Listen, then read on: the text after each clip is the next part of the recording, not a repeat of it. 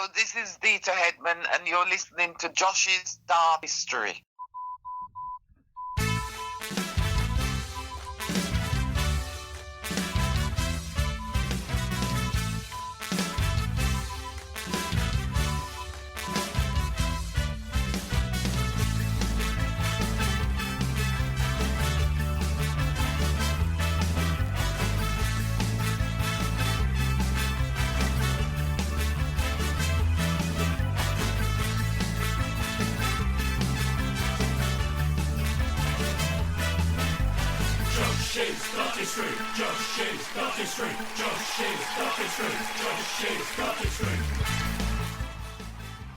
Good afternoon, good evening. Welcome to episode 25 of the Josh's Dartistry podcast. We have finally hit the quarter of a century, 25 episodes, and that's not including the mini podcast that we've done, the bounce out episode. So episode 25. Many congratulations to us. But let's introduce you to the two men who helped me bring this podcast to you. First of all, the man with all the knowledge, it's Josh Gorton. Good evening, Josh. Good evening, John. How are we? I'm all right, man. I'm all right. Actually, I've got a bit of a cold this evening. I'm feeling a bit snotty, but no one needs to hear about that. It's definitely not COVID. Definitely not COVID, so don't worry about that. That's good to hear. But, and you know, it's nice because I've not felt rough since February because I think we've increased hand washing and the kids not being at school and people not being at work so much and this, that and the other. I think I've avoided a lot of germs this year. So I think it's a good thing moving forward. Increased hand hygiene is going to be good for everyone's health. But enough of that. Have you been you've been busy with the darts, Josh, I would imagine? I've been, quite busy with the darts. It's a bit of a truncated season at the moment. So many tournaments being fitted in relatively short space of time. It's going to be over the next few months as well. And also been dabbling with a little bit of cricket as well. So I've been busy, yeah. Yeah, I saw on Twitter you had a little announcement yesterday about you're going to be looking after some of the South African tour. Yeah, really looking forward to that. It's going to be a few T20s and a few ODIs. So really looking forward to that. Should be a great series against the strong South African side. A man of many talents. Completely on the flip side to that, let's introduce you to the second host of the show, stats man himself, Mr. Neil Connor. Good evening, Neil. Good evening. I didn't think you were going to speak then. I thought you were on protest. No, I've got 2 hours to get my home back. I'm sure I will do. Neil, Joe Gomez, we've just had news come through in the last couple of hours. Potential broken leg on England duty. You don't need that with Van Dijk out at the same time, do you? It's a knee injury. Knee injury? You put broken leg on our WhatsApp group? No, it's a knee injury, as confirmed by the England manager. So it's what it is. Let's move on. The squad's good enough to defend the title, though, yeah? This is a dark podcast. Josh, do you get the feeling he doesn't want to put anything down on record? To be fair, John, I don't really want to talk about football at the moment, so can we move on? But Josh, maybe we could play John's audio message from Sunday. Play what you want. I don't mind. The one I'm talking about. It does ring a bell, Neil, but I don't know if we're past the watershed or not. Moving on. So yeah, guys, episode 25, quarter of a century, and no let up in the darts. We've got plenty to discuss this evening. It's been a while since we recorded. We are notoriously poor at recording regularly, but that's just the way this show is. We've all got busy lives and busy schedules, and there's podcasts out there, some darts podcasts out there that are weekly or even some of them are daily, and fair play to those guys. They work tremendously hard. The Sky Sports podcast and the weekly darts cast and Planet Darts and all, they're all churning out a lot of dart stuff. But I think we're always going to be a platform that meets every sort of 3, 4, 5 weeks and has a good catch up. So if you're looking for a weekly podcast, it ain't us, but there are plenty out there. But it's nice to get together and touch base. But Josh, as I say, we have got plenty to talk about, even though it's been a while since we all touched base. Yeah, it's been about 5 weeks now, but we've had 4 major tournaments since then, a host of European Tour events, and over the next few weeks we've got the Grand Slam, the Players' Championship finals, and then leading up to the big one, the World Championship in, just over a month's time now, so plenty of stuff to discuss. Excellent stuff. So we'll have a chat about all of that. I would imagine Josh will probably touch heaviest on the most recent competition, which was World Cup of Darts, just gone this weekend. Yeah, I was working on all 3 days. Really enjoyable tournament. It's always one of my favourites. There was a little bit of debate about the format. There was a few people talking about they wanted the format to be changed to purely pairs, which is quite an interesting debate, which we'll touch on later. But we saw first-time winners with Wales, so really enjoyable event. Good. We'll have a catch up about that shortly. We're also knee-deep in darts this week, Josh. We've got the Winter Series well and truly underway. Yep, as we speak, we're in the semi-final stage on day 2 in Coventry. after 5 days, there is a potential Grand Slam spot on the line and also spots at the Players' Championship finals later this month. So plenty to play for and a few surprising results so far. Yeah, Grand Slam coming up, and we'll do a brief preview on that as well. Neil, you're going to have a chat to us about the odds section, although I don't know how many tournaments you'll be able to pick up the odds for at the moment. Yep, there's not much to go through really. We'll just have a quick look at the World Championship. Something that surprised me when I looked at it earlier on. I think with the Winter Series currently in play and the lineup's not confirmed for the next 2 tournaments, the bookies aren't ready with their odds. So as I say, just the World Championship for now. Little addition. You've gone barking mad there, Neil. Little addition from the dog there, Neil. Probably a little bit more clued up on the darts than yourself, but we'll see what happens when we come onto the odds section a little bit later. Right, Josh, you let me know earlier this morning you've got an interview lined up with Deta Hedman, but that's not happening until tomorrow. So as we record live now, we don't have that audio, but rest assured, listeners, Josh, we will be slipping that audio in when it's ready, won't we? We will indeed, yeah. I think it's been a great few weeks for Deta at the Women's Series, qualifying for the Worlds for the first time, a legend of the game. So really looking forward to chatting to Deta and as she looks ahead to her Ali Pali debut. Okay, good. Listeners, you can look forward to us putting that into the podcast a little bit later on in the show. After that, we will move it on to this episode's instalment of Challenge Josh. Neil, are you prepared? I am prepared, and you know I'm prepared because you very kindly put the format together for me again today. Yes. So I was struggling for time with work, and you've kindly put something together that you said he has 0 chance of getting 15 out of 15. Did I use those exact words? Is. 0 chance. Listen, I did the questions for Challenge Josh last time, and I think he only got 1 or 2 wrong, which I was really disappointed in. So I tried to step it up a little bit this time around and trip him up a bit more. But we'll see. Maybe Josh will smash it like he often does when we think we're going to give him a bit of a pasting. Okay, a little bit later on, we will also have our regular Q&A section. Josh, we've had some questions coming from social media. Yeah, had 4 or 5 now. Quite a few interesting ones about the Grand Slam, the World Championship and the World Cup of Darts. So plenty to discuss and debate. Lovely. And we've also got some news stuff, which we might do before the Q&A section as well. Actually, we're going to have a chat about MVG and also some comments from Mr. Wade regarding standards. So we'll look forward to having a chat about that a little bit later. Don't forget, you can download the show from all your usual favourite podcast providers, be that Apple Podcast or Spotify, all the Android places that you can download the show from. You can follow us on Twitter at Josh's Dartistry. Don't forget to check Josh's Dartistry Facebook page out as well. There's also a YouTube account. Just go onto YouTube and do a search for Josh's Dartistry. You'll be able to find Josh's YouTube page there. We always upload a video version of the show, just in case that is your favourite method of listening. And of course, you can always check out the website, www.joshisdartistry.com. Much action on there recently, Josh? Over the last week or so, yeah, I've started to step it up a little bit as we head towards a busy time of the year. I'll be putting another report up on the Winter Series when we're done the show tonight. So, yeah, enough to keep you interested on there. Excellent stuff. With that said, let's begin episode 25. Hello, I'm John McDonald, and you're listening to Josh's Dartistry.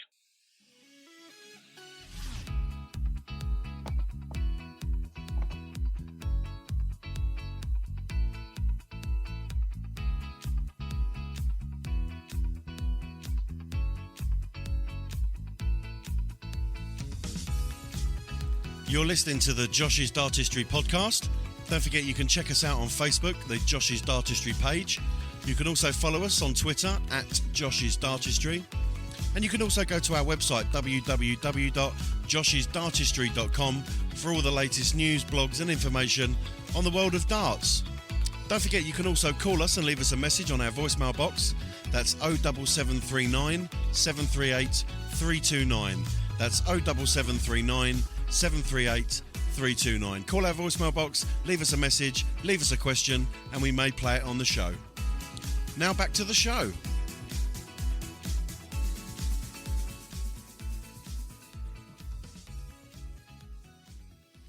Okay, welcome back. Let's begin then, gents. Now, Josh, I don't want to spend too much time on it because a lot of this is way in the past now since we last recorded. But let's just give a quick nod to a couple of the competitions that have been and gone since we last recorded. First on the timeline, I believe, probably the World Grand Prix. Yeah, indeed. I think the last time we recorded it was just after the World Series final, which was won by a certain Gerwyn Price. And the Iceman also prevailed at the World Grand Prix, his first Grand Prix title, his fourth major title in all. And he did it with a victory over Dirk van Duijvenbode in the final. Now, obviously, Gerwyn Price winning was a great achievement, but I think Dirk's run to the final was the story, really. He beat Mr. Stilovic in the opening round, then Dimitri van den Berg, Gary Anderson and Simon Whitlock to reach the final. So, great run from the Dutchman there, but Gerwyn Price with the title. Neil, what's your pronunciation like on old Dirk van Duijvenbode? You good with that one? I'm not too bad. Dirk van Duijvenbode. There we go. Lovely. So, Excellent. I really enjoyed Pretty good, that. I really enjoyed watching his run to the final, to be honest. I thought it was a great story. He's obviously got a infectious personality, and I think was probably overly critical of himself when he actually lost in the final. It reminded me of a Raymond van Barneveld interview after a big defeat, and I think he needs to really look at what he'd achieved and be very proud of himself. Yeah, and Josh, going into that tournament, there was a bit of a buzz about the form of Gerwyn Price, and sure enough, he rose to the top. Absolutely. I mean, the World Grand Prix is always a tournament conducive for upsets with the format. It's a short format in the early rounds, also a double start, so it's really unpredictable. And we saw that with 6 of the 8 seeds going out in the first round. But Gerwyn was really, really professional, comfortable, really. He was never really put under huge pressure throughout the tournament. I think Dirk was probably his biggest challenge. But yeah, really impressive from Gerwyn Price. You just go from strength to strength, really. Yeah, congratulations to Gerwyn. Let's move it on to the Premier League finals night, which took place on October the 15th. And a smile as wide as, well, I don't know, as wide as my waistline, I suppose, when Glen Durrant claimed the Premier League title for the first time. Yeah, what an absolutely fantastic story that is, Josh. It was a great story overall. I mean, he beat Nathan Aspinall in the final, 2 debutants who featured as contenders last year, but it was the first time in Premier League history that 2 debutants have met in the final. I think a lot of people were tipping Gary Anderson and Peter Wright to progress, have an all-Scottish final, but no, it was Durrant who knocked out Anderson. Aspinall took care of Wright with a really good display. And then although Glen wasn't at his very, very best throughout the night, he just did what he so often does, and that's produce under pressure. Took out a number of really important finishes. And yeah, topping the league phase, just the third man to do so in Premier League history, and then winning it on your debut year. What an achievement from Glen Durrant. Neil, as that tournament progressed and we got sort of into week 3, 4, 5, 6, I know we had a bit of a break in the middle due to COVID, but, you know, Glen Durrant was sitting fairly comfortable at the top of the table, if not in the top 2, you know, every other week. And still, when we came to you for the odds section, none of the bookies really fancied him to win it. He was never the sort of outright favourite, was he? No, I don't think he was. And I think he was by far the most consistent player. Week in, week out, he was always going to have a chance of winning his games. His finishing throughout the tournament was absolutely superb. And let's not forget, there's been a lot of talk about his move from the BDO to the PDC. He was a proven winner in the BDO, so he also comes in with a winning mentality as well. So when you consider the quality of his finishing, the consistency of his play, and the obviously strong winning mentality that he's got, I don't think we should be surprised. I think I did actually tip him at the start of the tournament on one of our previous episodes. Yes, you did. Well. You did. I think looking on social media that night and the couple of days surrounding the final, there were two common themes that I saw darts fans talking about. One was obviously just congratulations to Glen and you know what a great guy he is and people being happy for him. But the second comment I saw a lot of was, you know, where are all the people that said Glen Durrant will never do anything in the PDC? That was a very popular theme on social media, Josh. Absolutely. I think when you, like Neil said, 3-time back-to-back BDO World Champion, I think we saw when he featured in the Grand Slam as a BDO player, he always acquitted himself really, really well. And I think he's just been a breath of fresh air in the PDC. I think he's taken his game up another level in terms of the consistency. He's always been a really good finisher, but the combinations between, say, 80 and 120, he just seemed to take them out with just such ease. It's almost James Wade-like in his finishing. And his scoring can't be underestimated either. He produced some really, really good performances to beat some top players throughout the tournament. And this could be the first of many for Glen, hopefully. I think the other thing as well, if you remember, I think it was earlier in the Premier League, there was some comments made by Michael van Gerwen about Glen. and it didn't seem to faze him at all, did it? And I think he just No. kicked on and just got stronger and stronger, and he got the job done. And I thought it was a real breath of fresh air, the Premier League. I think Glen benefits from being, without being disrespectful, benefits from being of a certain age. He's not a youngster. He's not a kid. He's not brash. He's not flash. He's not got a lot to say, verbally, and getting into the sort of verbal arguments that you might see coming from a Gerwyn Price or a younger man. He's an older man. He's well respected in the sport, and Josh, he doesn't seem to get involved in too much silliness, does he? And he benefits from that. No, not at all. And I think he said it, Glenn, in a few interviews after beating Michael van Gerwen, after Michael made those comments calling him a boring player. I think he took it as a positive, because Michael van Gerwen, being a man who's dominated the sport for the last 7 or 8 years, wouldn't really care about an opponent. He just focused on himself. But I think the fact that Michael was actually thinking about Glen and speaking about him before the game, I think it illustrated that Michael was a little bit concerned about Glen. So I think, Glen just carries on. He does his own thing. He's very focused. As Neil said, I think he's a breath of fresh air for the sport, and has been for the Premier League this season. It's been really, really interesting.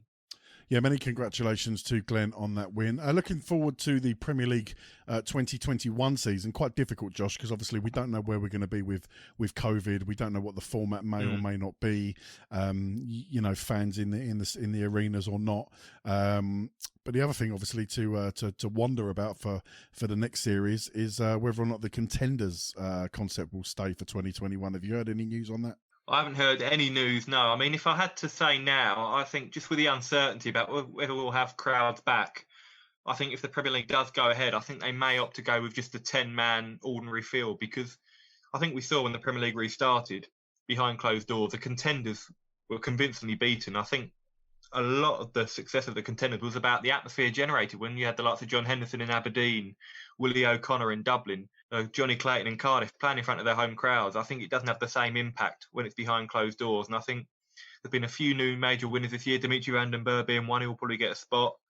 I think there's more people contending now for the spot. And I wouldn't be surprised to see him go back to 10, but that's just speculation on my part. Okay, well, we'll see what happens regarding the Premier League for next season. Let's move it on then. European Championship, Josh. Peter Wright claimed his third major title of 2020. Tell us about that. Yeah, it's interesting, really. Peter Wright had skipped a couple of the European tours prior to the European Championship. And in his interviews after his first couple of games, he actually admitted he'd fallen out of love a little bit with the sport, which is quite surprising from Peter Wright, who always supports the tour. Week in, week out, he's there. Pro Tour, European Tour. He never misses the tournaments. It was quite uncharacteristic for Peter to have missed out. But it has been difficult without a crowd, and Peter's someone who thrives off that atmosphere. But it seemed to do him the world of good, the break, because he came back and played phenomenally well throughout the event, averaged over 102 in all 5 matches, beat the informed Gerwyn Price in round 2. And the reason they met so early on was because of the seedings for the event. It's based on the European Order of Merit, not the world rankings. But yeah, Peter was imperious. Beat James Wade 11-4 in the final, but a really good run for James. He was a winner here in 2018, so he was defending a fair bit of prize money. Also a good run for Devon Peterson, getting to his first major semi-final. But yeah, Peter Wright, fantastic third major of the year, and regained his world number 2 spot at the expense of Gerwyn Price. Yeah, Neil, Peter Wright firming up his reputation as one of the top players, well, not just in Europe, in the world, Neil. Yeah, and I don't think we should be surprised anymore. I know we had that long period where we waited for Peter to get over the line and win his first major. But I think since then he's kicked on, and I think the World Championship's really given him that belief and that confidence that he's competitive at all times and can win any of the big tournaments. So he's going to be a contender at the Worlds again. No one I don't think would be surprised if he did retain his title, but a tough cookie now, Peter. Yeah, many congratulations to Peter Wright. And let's move it on to the most recent competition, Josh, the World Cup of Darts that took place just this weekend gone. Yep, last weekend in Salzburg, the first time Austria have hosted the event. And it was Wales who became the 4th nation to the World Cup title as Gerwyn Price and Jonny Clayton teamed up to defeat England's Rob Cross and Marcus Smith in the final. I think a lot of people were tipping Wales before the tournament, Price being so in form. Also the fact that Scotland had no Peter Wright and Gary Anderson. They were the defending champions. John Henderson and Robert Thornton represented Scotland in the end. But I think on paper, Wales were the best team, and they certainly were on the hockey as well. Really good partnership between Price and Clayton, who are good friends away from the sport. and thoroughly deserved their title. But also credit to Michael Smith and Rob Cross as well, both who were out of form prior to the World Cup, really. Weren't at their best in Salzburg, but still battled through to the final. And Michael Smith has carried that on and throwing really well at the Winter Series as we speak at the moment. Great win for Wales. Gerwyn Price, of course, probably the standout star in darts at the moment for the last 12 months. He's certainly enjoyed his fair share of success on the tour. But nice to see Jonny Clayton in the winning team as well, Josh. Absolutely, John. We just mentioned the European Championship as well before, and Jonny got to the semi-finals of that, so he came into this in good form. But he said in the past that he has struggled a little bit at the World Cup with the pressure and the burden, because it does mean more when you're representing your country, and also you've got a partner to think of as well, and you don't want to let your partner down.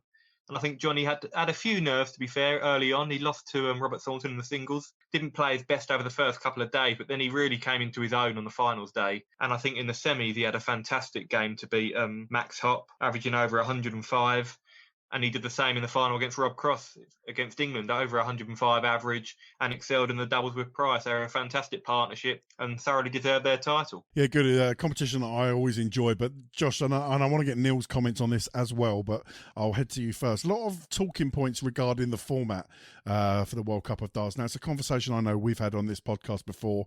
I kind of remember us touching on it last year, but seemed to be much more of a focus this year, probably because we didn't have as many of the doubles games this time as we had in the past. A lot of people saying the format might need a little tweak or looking at, because it does seem, Josh, that we get the singles games and not very often get to the doubles game. And for me, the World Cup tournament is a doubles tournament, and we should be seeing more doubles darts. What do you think? The opening day had some really interesting, really exciting first round matches that went to the wire, and you always get that drama in the doubles games. But I covered the second day, and it was a bit of a procession, really. I think out of the 8 second-round matches, 7 of them were won in the singles, just in straight rubbers. I think it really does favour the more established nations, because the more experienced players are more used to playing singles. And I think it's just a shame, really, because it puts the less experienced players under huge amounts of pressure. It's also a short format as well, and if they lose a couple of legs early on, they've got almost no chance of getting back into it. And it was a little bit disappointing. And then throw it to the finals day, and then all 4 quarterfinals went to the pairs, and that was fantastic entertainment. Really, really good drama, high quality of darts. I think the tournament's at its best when it's in the pairs format. So I personally would like to see the whole tournament be pairs. Just extend the format as the tournament progresses, or at least if you're going to have some singles matches, at least incorporate the pairs matches halfway through incorporate it halfway through. So have one singles match, then a pairs match, and then if it's level after that, then go to a deciding singles match. But then at least that ensures you have a pairs match in every single game, because that's what the World Cup's all about, I think. Neil, I know you've spoken fondly about this tournament in the past as well. You like your tournaments that do offer that little bit of variation rather than the straight singles matches that we see relentlessly throughout the season. What are your thoughts on that? Not enough doubles games for you? No, I think, as you've rightly said, in the past, I've always said that I like the variation that we get in some of these tournaments, and the World Cup of Darts was one of them where I do. I find the pairs an interesting dynamic, because the players are so used to playing on their own as individuals. They're suddenly thrust into a situation where they're team players. So my preference would be that this is primarily a pairs tournament, and maybe only if there needed to be sort of sudden death deciders, then maybe you would select an individual to play in that. But primarily, I would like to see it as a pairs tournament.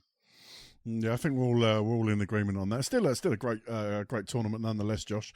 I'm sure we all enjoyed it this weekend and enjoyed watching Wales lift the trophy. Yeah, absolutely. I think Neil mentioned the dynamics. That's a really interesting point, because as dart players, you have to be selfish. Whereas sometimes we see, like, for example, Gerwyn Price is someone who loves to leave double tops. Jonny Clayton is someone who always likes to leave double 16. So it's almost kind of having to go, you're going on autopilot thinking, I want to leave top, but you've got to kind of take into consideration what your partner prefers for the double. And I think Price and Clayton worked really, really well in tandem earlier on. I know Price had a couple of miscounts, but overall I thought they worked really, really well. And I think it just means so much to the players representing your country. Gerwyn Price is a man who's won four major titles now. Back-to-back Grand Slam titles. He's the world number 3. And he said this was the proudest moment of his darts career, which just illustrates just how much the World Cup means. It's also great for Wales as well. They're a developing nation in the darting world, really, in terms of, you look at Wayne Warren winning the BDO Worlds this year. We've seen Wales reach 2 World Cup finals previously and just fall short against Holland on both occasions. So for them to get over the line, it's a great achievement for them. And I think it'll be the first of many for Price and Clayton. Many congratulations to Gerwyn and Jonny for a fantastic World Cup win, and I'm sure we'll see them for many years in the World Cup of Darts, competing and representing Wales, and I'm sure they'll have further success in the future. Josh, the Winter Series is underway, and I'm sure you're going to bring us a full update on it, but I couldn't help but notice in Michael Smith's interview yesterday, and certainly was an emotional win for him, wasn't it? Absolutely. I mean, it's incredible to think he's world number 4. He's a perennial challenger in these major events. He's always in the latter stages, but he hadn't won a PDC title since July 2018 at the Shanghai Masters, over 2.5 years, really, in between tarts for Michael Smith. And he's won plenty of European Tour titles, plenty of Pro Tour titles, but he was almost in tears after winning. I think it just means so much to him. It's about rediscovering that winning feeling and knowing he's got the game and the composure to close it out under pressure. He beat Jermaine Wattimena yesterday in a really entertaining final. Jermaine was superb for most of the day, but just fell short in the final as he bid to win his first PDC title. But I can just bring you relatively breaking news that Michael Smith has also won today's title. Oh, my word. Beating Jose de Sousa in the final 8-7. Now, we saw Michael beat Jose in the semi-finals yesterday. He's just done it again. So it's like buses. Wait 2.5 years for one, and you get 2 in 2 days. So Michael Smith, £20,000 in the last 2 days, and he's well on course to top the Winter Series Order of Merit now. Good luck to him. Good luck to him. I was just looking at your Twitter feed, actually, Josh, from a few hours ago. I like the opening headline that you used, Carnage in Coventry, as a host of big names crash out in round 1. And we saw Wright, Durrant, Aspinall, Vandenberg, White, Chisnell, Ratajski and Peterson all crash out in round 1 today. Yeah, and you mentioned Durrant there. He's recently returning after testing positive for COVID a couple of weeks ago. Durrant also lost in the first round yesterday, which was a little bit of an upset. Ian White, I think, also went out in the first round, stage 2. Wattimena, who got to the final. But we've had a few big names absent as well. Gary Anderson has pulled out of the entire Winter Series, having lost in round 1 yesterday. Gary's got a knee injury, so we won't be seeing him for the rest of the tournament. Hopefully, he'll be back for the Grand Slam of Darts. And there's also no Michael van Gerwen. We haven't really touched on Michael yet. He was at the World Cup of Darts. He guided Netherlands to the quarterfinals alongside Danny Noppert. But on finals day, Michael woke up and complained of a back injury. He's had problems before. Pulled out the UK Open a couple of years ago with a back injury, I believe. He still competed after taking medical advice, but he wasn't at his vintage best, Michael. And as a consequence, he's missing the first 3 of these events at the Winter Series. He's going to compete in the last 2 and then hopefully compete at the Grand Slam of Darts. But a lot of big names absent, some struggling, so it makes it really, really open. But Michael Smith is, well, two of the best days of his career, really. Yeah, Neil, as Josh mentions there, great to see Michael Smith picking up day 1 and day 2. We talked about Peter Wright earlier, Neil, when you were mentioning, a couple of years ago he did that moniker of always being the bridesmaid when it came to a major. Hopefully, Michael Smith, be it the end of this year or maybe early next year, we would hope to see him get that monkey off of his back as well. Yeah, I don't think anyone thinks that he won't. I think we all know how talented he is, and how difficult he is when he gets up that head of steam. And I think he's obviously very, very reliant on confidence. But as you can see, he wins day 1 and suddenly he wins day 2. He's got momentum. So I think it will happen. I think it will be tough for him to get over the line, but I think when he does, then you might find that he starts to win more than just the one major. And kicks on to win multiple ones. Okay, well, many congratulations to Michael Smith so far. Who knows, he might win more this week, but we will keep our eyes on the Winter Series. Let's have a little look forwards, as opposed to backwards, to the Grand Slam. Now, that comes to us from Coventry, beginning next Monday. And Josh, I believe 29 of the 32 participants have so far been confirmed. Yeah, that's correct, John. We've still got 3 more participants still to be confirmed, which will happen after the Winter Series. Basically, the highest ranked player on the Winter Series Order of Merit, not to have already qualified for the Grand Slam, will get a spot. And we've currently got Ian White and Ryan Searle in reserve, who should be there unless we have a couple of really surprise winners over the last few days. So it's an interesting field. There's a couple of notable absentees. Daryl Gurney, current top 10 players, not yet qualified. Dave Chisnell's not also currently missing out. We've still got all the main men are there, and only 2 BDO players this year. I think a large appeal of the Grand Slam is having the two codes coming together and competing, the BDO and the PDC. We've only got Wayne Warren, the BDO World Champion, and Mikuru Suzuki, the Women's World Champion, because with the BDO, they've had no real major events this year due to COVID and also the subsequent liquidation of the BDO. So only 2 BDO participants. But it's still a very strong field, so looking forward to it. And I always enjoy the group stage element. As Neil says, we always want tournaments with variation, and the Grand Slam certainly offers that. Yeah, it's a slightly different format for us to look forward to again this weekend. As Josh says, they're the group stage to begin with. But Neil, it is a shame, isn't it, with regards to the BDO participation? I know there was a conversation last year at the end of the tournament. I think a few high-profile players, even from the PDC, were suggesting that, or at least asking the question, why is it the BDO players get to take part in it? A bit harsh for me, because I think that that's always been part of its charm. But yeah, this year we've only got Wayne and Mikuru taking part. What are your thoughts on that? No, again, it's all down to variation for me, and one of the things that's great about this, as Josh mentioned, is the group format, and I think the second thing is the fact that you also get the players coming across from the BDO and seeing them pit their wits against the best that the PDC have to offer. So for me, I'd like to see more players from outside the PDC competing, but it's not to be this year. We'll come on to the odds a little bit later. Neil, I believe during a break then you might have found some Grand Slam odds for us to have. I have, and I think we'll go through those shortly. Yeah. Just looking at the list of participants now, I know we've only got 29 of the 32, but Josh, I don't know, give me a not a complete outsider. I'm not looking for a 250 to 1, but give me someone outside of a Michael van Gerwen that you might be tipping for success in the Grand Slam. One that springs to mind is Gabriel Clemens. He got to the World Cup semi-final with Germany over the weekend, and although he lost in the quarterfinals today in Coventry, some of his averages were unbelievable. We had 212 averages, and I think 108 and 106. He's more than capable on his day, so I think Gabriel's a good outside tip. Even Damien Heta, we had him on the show, I think, last episode. He's been playing really, really well and did well for the Aussies at the World Cup. So Heta and Clemens are my 2 outside picks. Excellent. Neil, anyone on that list that I know, as I say, we'll come to the odds shortly, but anyone without looking at the odds just stick out for you and think, yeah, they could have a good run? Devon Peterson. Oh, there we go. Good shout, yeah. Doing a lot of really work well, on his Devon. game at the moment as well. Devon Peterson, yeah, that's not a bad shout. I will always back James Wade, of course I will. Played well in the European Championships, Josh, not long gone. I can never not back against James Wade. He's got the experience, and I think I'll ask Neil about his odds when we come to the odds section shortly. In actual fact, gents, while we're talking about it, why don't we have a look at the odds now? Cool, what are the odds? Okay, let me introduce you to resident odds checker, Mr. Neil Connor. Thanks, John. As we just mentioned during the break, I did actually manage to locate the odds via Boyle Sports for the Grand Slam of Darts 2020. And I must say, I think this is a first for the JDP. Michael van Gerwen is not the favourite. Oh, hello.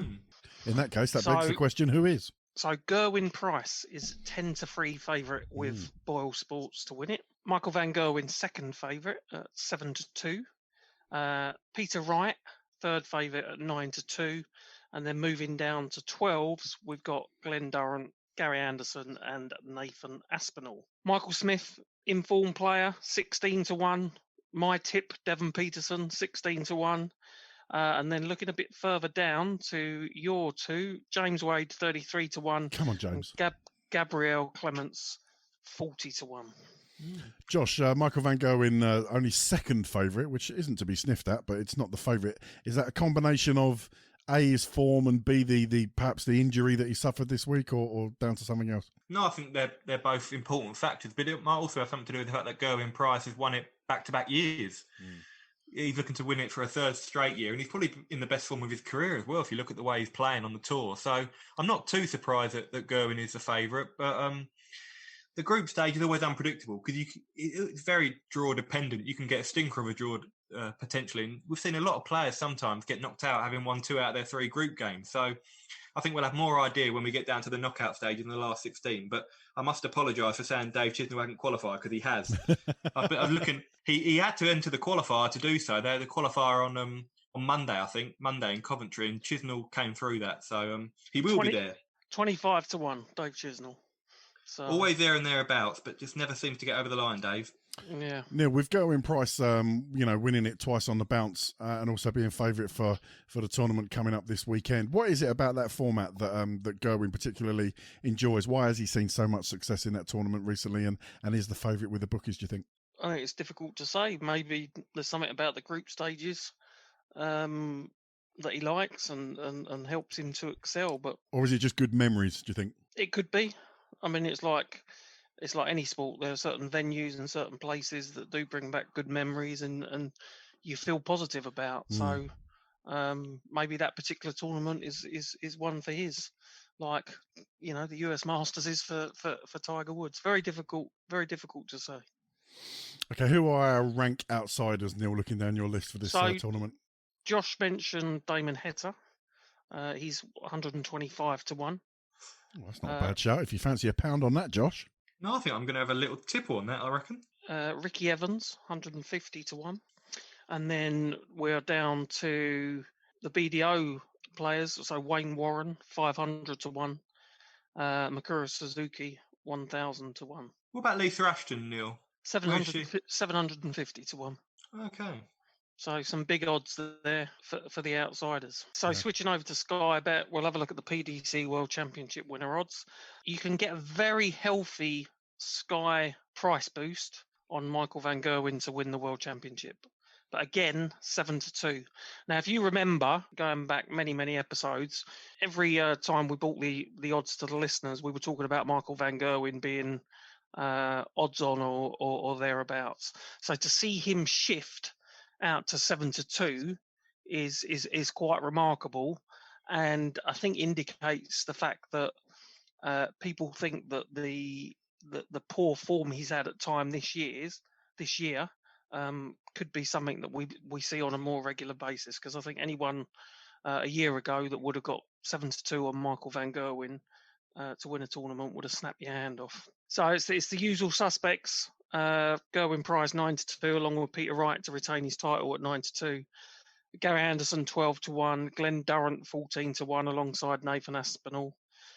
Devon Peterson and Michael Smith 20 to 1. That's really interesting. Devon Peterson 20 to 1. Devon, we're all big fans of Devon, aren't we? We've had him on the show. He's a likeable, lovable guy and a quality darts thrower. But for someone who's not been involved in the Premier League, for someone who's not littered their trophy cabinet with accolades over the last couple of years, for Devon to be up there at 20 to 1 alongside the likes of a Michael Smith or even a Nathan Aspinall at 14 to 1 and a Glen Durrant at 14 to 1, for Devon to be hovering around that area, the bookies are taking him seriously, Josh. Absolutely, but I think they've got no choice, John. When you look at his performances over the last 6 months, I think without question he's the most improved player on the PDC circuit in 2020. Just at the European Championship, the amount of 180s he was just staggering. He played a game against Ian White, and just every time I looked, there was just a maximum coming. It was just brilliant. If he can just sharpen up in a few key moments his finishing, then that's probably the only thing holding him back, I think, from really challenging. But his scoring is as good as anyone in the world. And yeah, he's been working closely with Wayne Mardle, we referred to earlier in the show. He seems far more confident in his game now. He's worked out some technical issues and he's playing some fantastic darts. So, listen, it will be a surprise, don't get me wrong, if Devon were to win the title. But he's coming in very, very in form. Neil, I always like to look down the list and have a look at former world champions, because for me, they've always got a slight edge. They've got the experience, they've been there and they've done that. Just looking at two in particular, I'm looking at Rob Cross at 40 to 1. 40 to 1, yeah. And Adrian Lewis at 100 to 1. 100 to 1, How do you see them faring? I think Rob, his form hasn't been as strong as it has been in the past. He's still a quality player, but he's not one that I fancy particularly. Adrian Lewis, I think the raw ability is there, and whilst you see flashes of good play from him, he's not really over the past 2 to 3 years been able to hold it together consistently. I thought he would do, and I thought he'd return to the very top because of the talent that he's got, but it hasn't happened. So for me, neither, whilst they're large odds with the bookies, I don't see either of them competing at the towards the final stages of the tournament. Josh, obviously we've got a little way to go before the World Championship gets underway. Do you see anyone making their way up the top of that odds table and forcing themselves into sort of like a 20-1 or a 40-1 shot who's not currently there? Difficult, really. I mean, we've only got, just over a month now, so it's very dependent on the next two events. One player I'd say maybe a little bit further down that could potentially do that if he has a good couple of tournaments is Jose de Souza, one of the best players on the Pro Tour circuit. Some mammoth averages. He's won 3 Pro Tours over the last 18 months now. Won a European Tour event just a few weeks ago and has played really, really well in Coventry so far. Got to the semis and then the final today. He has won, but he's not really yet to deliver on the big stage. He hit a 9 darts at the European Championships a couple of weeks ago, but I think the further he's got on TV, the last 16. So he's yet to really prove his pedigree on the big stage. Apart from that, we've mentioned Devonfleet's coming at 20-1. Maybe Christopher Ratajski, another player who's so formidable on the Pro Tour.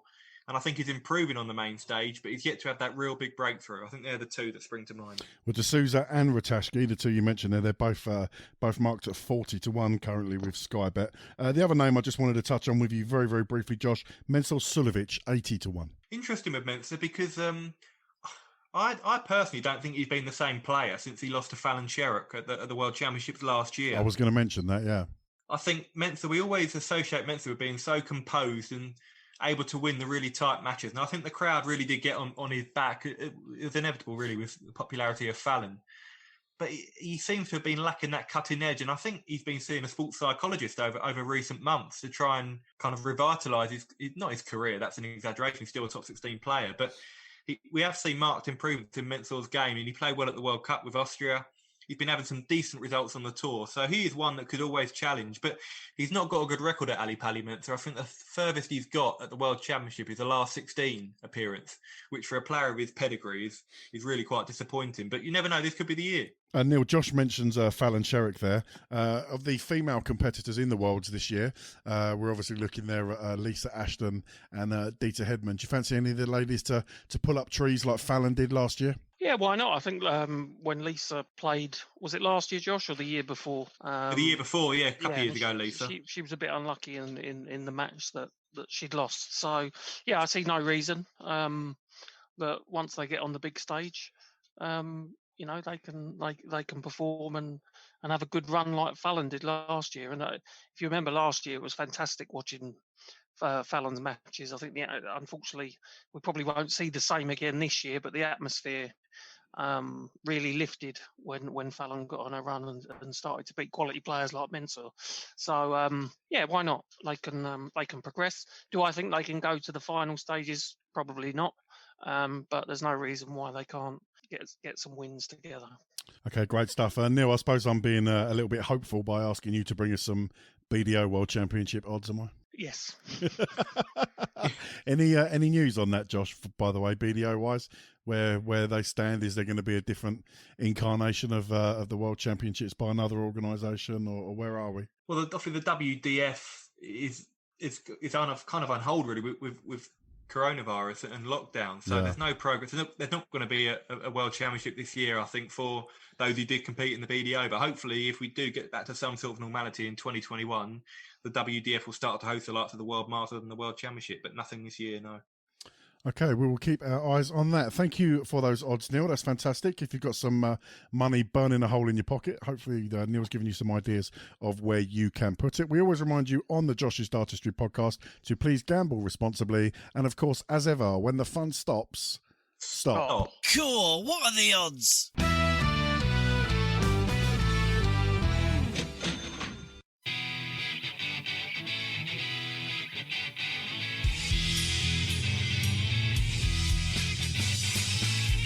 You're listening to Josh's Dartistry. Don't forget, you can check us out on Facebook by going to the Josh's Dartistry page. You can follow us on Twitter at Josh's Dartistry, or go to the website www.joshisdartistry.com for the latest news and insight to the world of darts. You can also leave us a comment or a question via our voicemail box. Just call 07739 738 329. Leave us a message and we may play it on air. Now back to the show.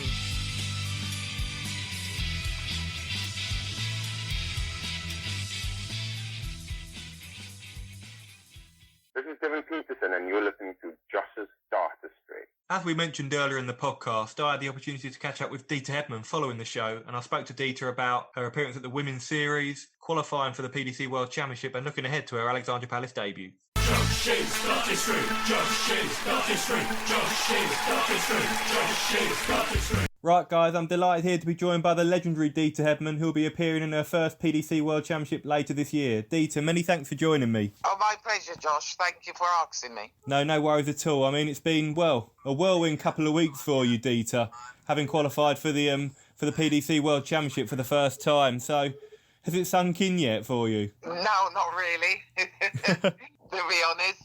But in saying that, not really. Yeah, the first couple of weeks I was in the clouds, but yeah, I'm back down to earth now, working like hell. Brilliant. And I remember speaking to you last month for Sky, and I think you said before the Women's Series you wouldn't be able to put it into words if you were able to qualify. So you've had so many great achievements in the game, but would this rank as one of your best achievements? Oh, good God, yeah, because I wasn't expecting to qualify. I said to one of the interviewer that all I was expecting to do was hopefully get a bit of money. That was all I went for. And as I say, the rest is history. So, yeah, no, I wasn't expecting to qualify because I know Lisa was playing fantastic and Fallon was just playing some phenomenal darts. So, in fairness, no, I didn't even look beyond those two, if I'm being honest with you. I just went there, as I said, just to hopefully pick up some money. And I mean, it was quite a dramatic conclusion. You were top after the first day, but I think going down to the wire, all of us watching at home, we had no clue whether it was going to be you or Fallon who was going to get that last spot behind Lisa. Were you aware of what you needed to do? Because you played Fallon in that final event, didn't you? Yeah, in going through, after the first day, as you said, the next two events, all I had in my head was I had to be in the mix at the end. Yeah. And probably if I hadn't even think about being in the mix at the end, I might have been all right. Yeah. But yeah, and I think the second one I knew I had to beat Fallon. I think it was the third event, so I beat Fallon. Yeah. And I thought I had to beat her and then let's fight out the next one. But then, as you said, when the draw came out and we were all going to knock each other out, basically. So I was hoping that the draw would be the same and I would meet Fallon maybe the semi-final again. Then I think I would have done enough. But oh my God, that last draw, my board was just, I'm thinking, really? I think you had Lorraine, didn't you? Was it Lorraine in the second round? No, the last one was Juliet Finley. I chalked her game against Amanda Habert, who played fantastic. And then my first game was Amanda. No, sorry, it wasn't Amanda, another lady. But then it was Amanda. Then it was Denise Cassidy. Oh, yeah, played well, fantastic. Yeah. And then also Rhiannon O'Sullivan, who plays well. So I had to beat Rhiannon. Then I got to Fallon. So I was thinking to myself, good God. But hey, but it could have gone either way against Denise Cassidy and Rhiannon O'Sullivan because I was losing against both of them, and then I came back and just really picked them. So yeah, it could have gone either way. So how did you find out? Because I think we didn't find out until Fallon I think she'd won the semi-final to get through to the final. She'd beaten Lisa, and then I think we were told that she couldn't overtake you in terms of legs won. So how did you find out? Was it one of the tournament officials that came over and told you? Yes, Peter Manley and Graham. Paul and I were sitting there because after I lost to Fallon and I sat down, I said to Paul, oh, heck, I've blown it. I won't tell you the words I used, but I said, oh, well, never mind. I said, I did only come here to get some money. So I said, I did well anyway, so, no big deal. And as we were sitting there, Paul said to me, do you want to watch the final? I said, yeah, why not? That I ain't got nothing to lose, have I? No. And then Peter Manley and Graham came over and said to me, you've qualified. And I just looked at them and I said, don't be winding me up because I won't be very happy. And they went, no, we're not winding you up. We wouldn't do that. You've gone through by 2 legs. They said, even if Fallon win, whatever, 5-0, they said, you still go through. And then I had a towel in my hand and I just put my head in it and started sobbing, like, well, not even relief. I was just the shock of it. And yeah, I was just a happy bunny.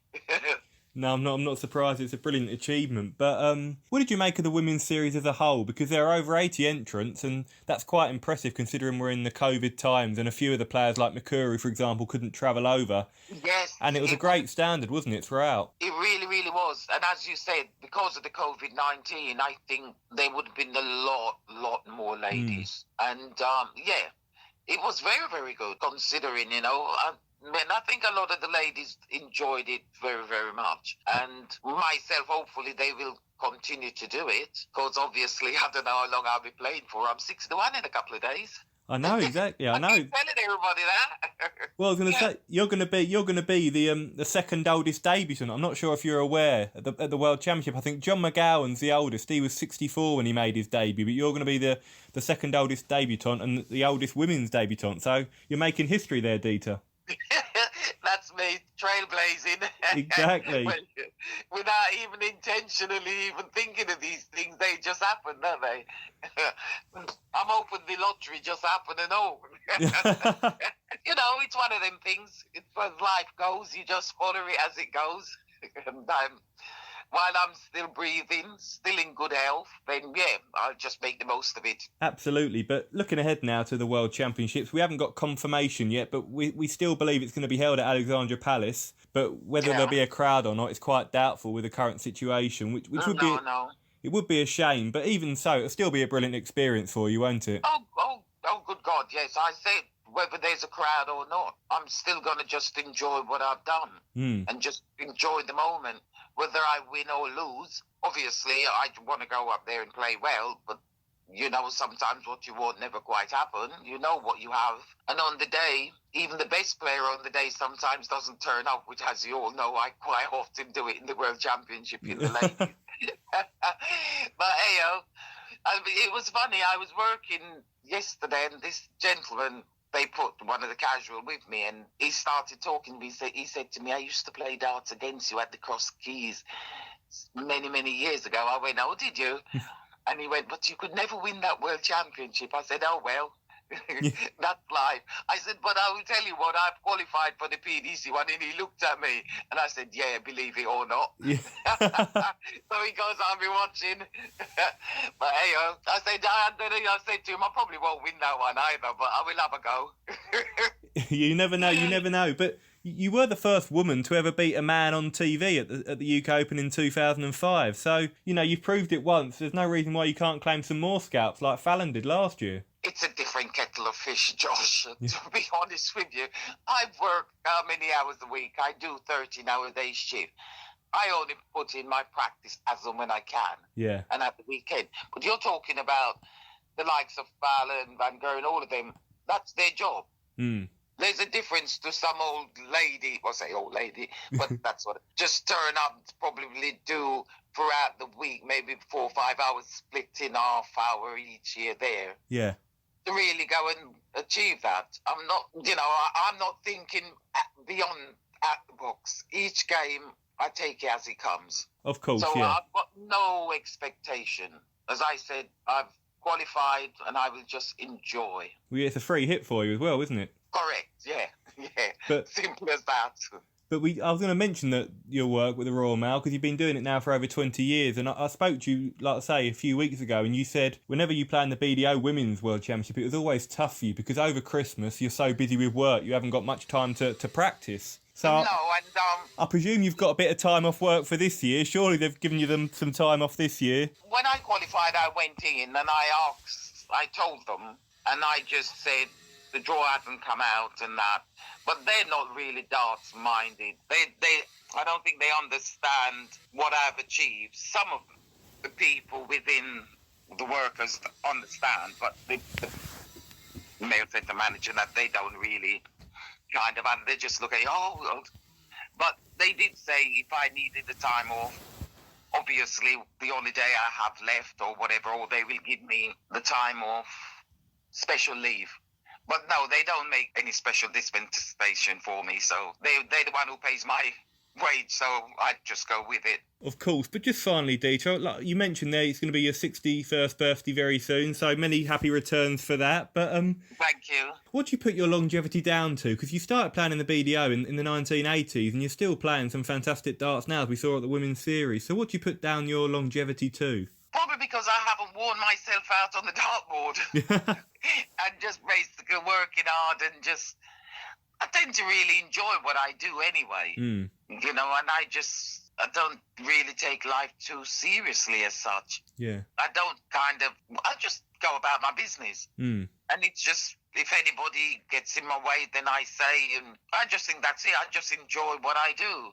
And I don't overdo it, because I think also I took that time out. Yeah. Don't forget I took all that time out from the BDO, because I know for 5 years solid I never threw a dart. So obviously the wear and tear that we all get, then those 5 years I retain, if you know what I mean. Well, you say you enjoy what you do, and we enjoy watching you play, Deta, and we wish you all the very best at the World Championship. It's going to be great to see you playing there.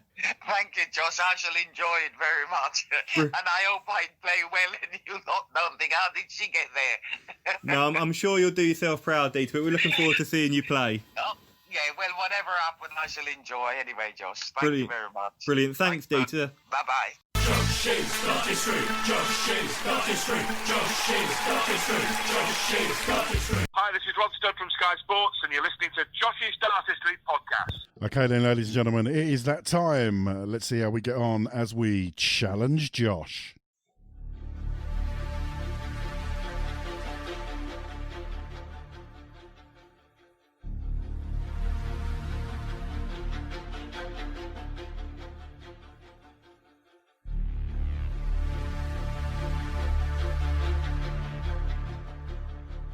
Challenge Josh.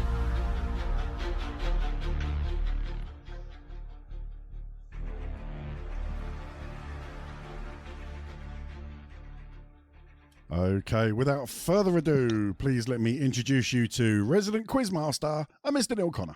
Thank you, John, and thank you for taking the time earlier today to put this together. It was my eternal pleasure. And doing it with such tenacity and determination to make sure that he's on the receiving end tonight. So the subject is basically general darting knowledge, Josh. I'm assuming you're ready with your pad and your pen, as you normally are. I'm ready, and you're starting to panic. Well, last episode, Josh, it was on darting wags, if I remember. I think you did quite well. I think you only dropped 1 or 2 points for darting wags. I think I only got only one. I think only one wrong. It's called general darting knowledge, but I'm not quite sure how general the knowledge Well, it's a bit of everything, isn't it? It's, you know, a man of your caliber, someone who's a freelancer for Sky Sports and their darts correspondent. It's something that, you know, you should be on top of them. And considering you got 14 out of 15 last time out, I will expect nothing more than full marks this time around, Neil. Is that fair? Absolutely right. I think I'm going to occupy your stance with football, John, and say after my performance last time, I'm on the beach, feet up. Moving on, Neil, are you ready? I am sat back, feet up, hands behind my head, and I am determined to enjoy the next 10, 15 minutes or so. So, question 1. Yeah. What are the lowest 3 numbers that cannot be scored with 1 dart?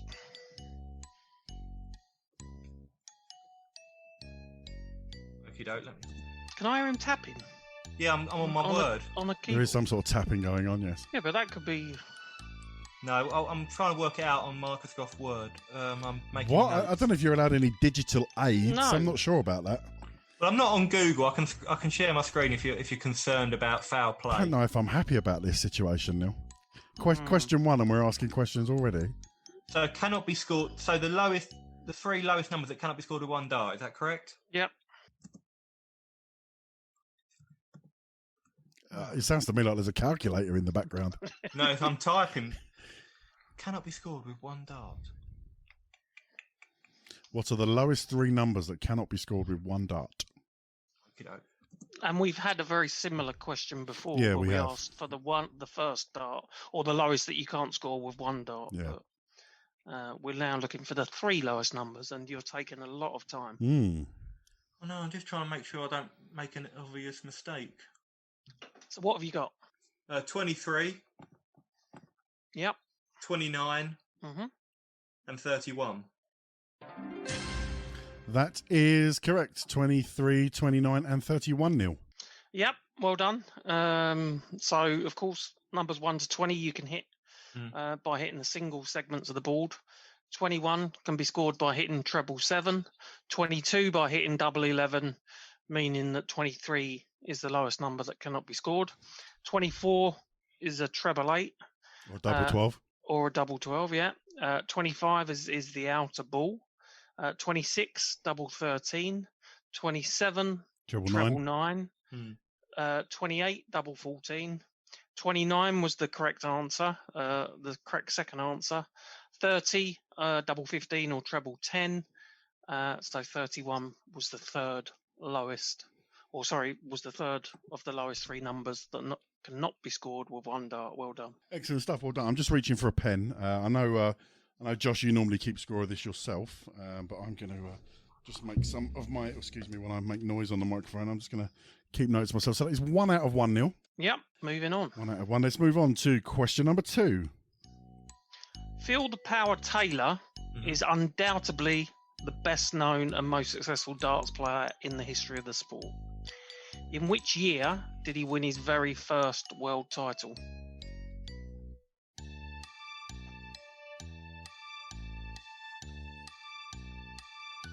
I thought it'd be...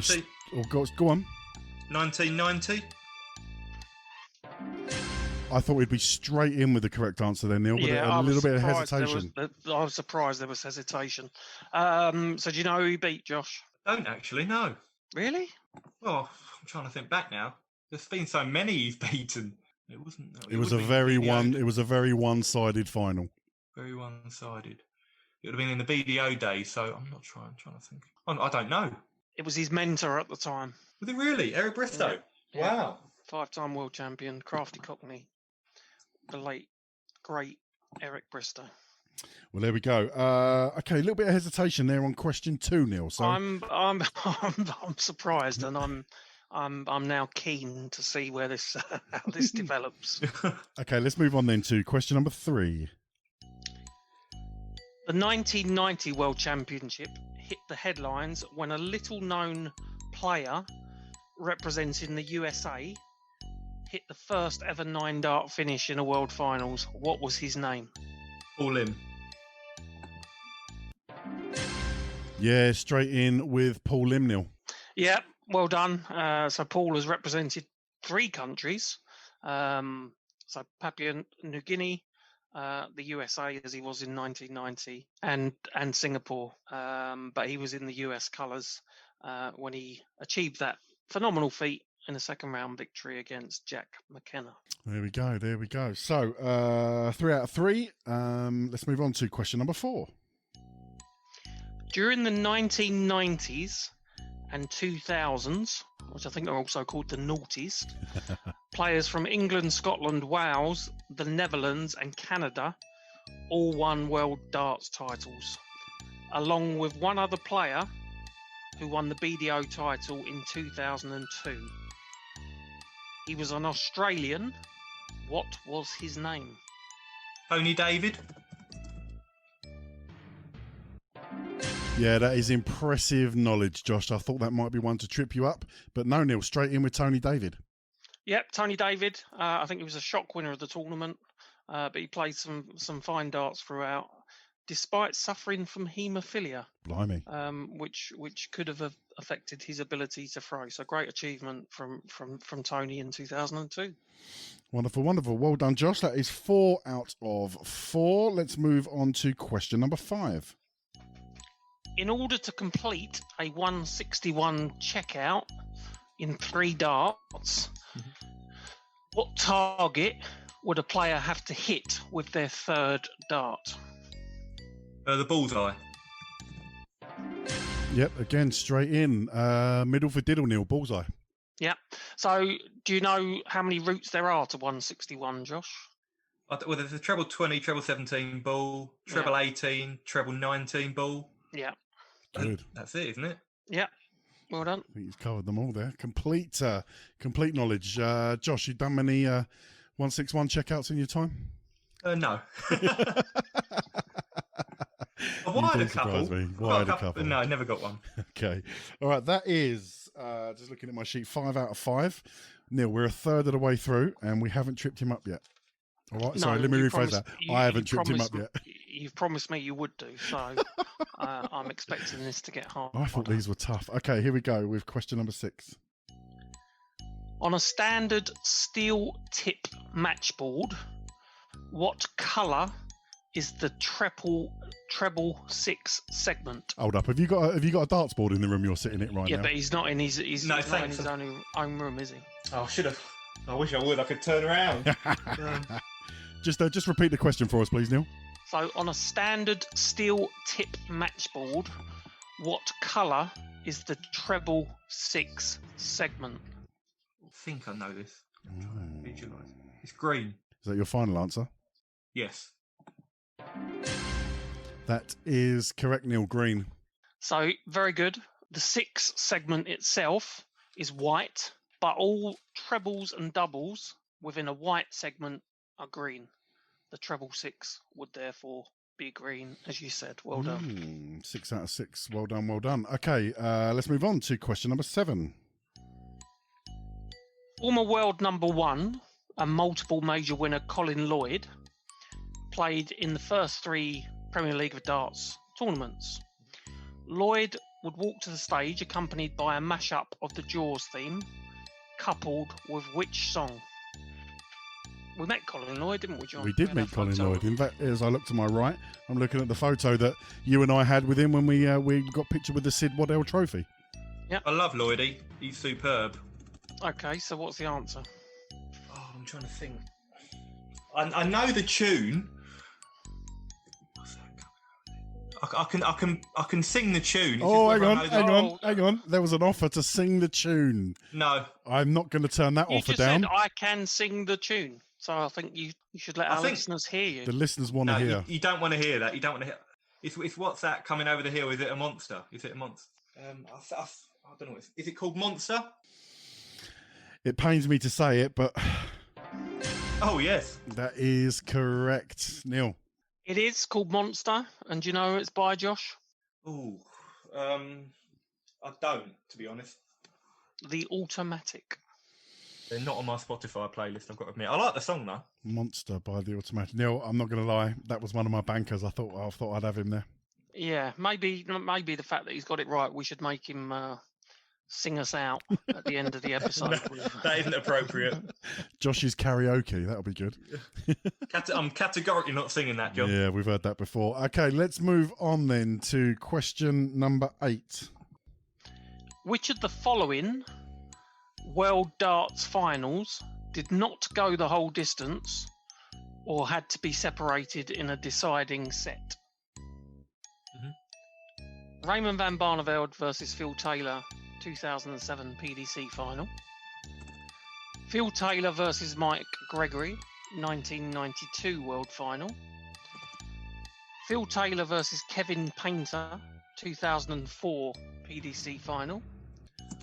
Or Phil Taylor versus Peter One Dart Manley, 2002 PDC final.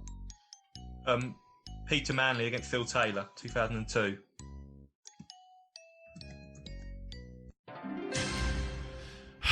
Disappointingly correct, Neil. It is. I thought that would be a tricky one for him, but he has got the answer right.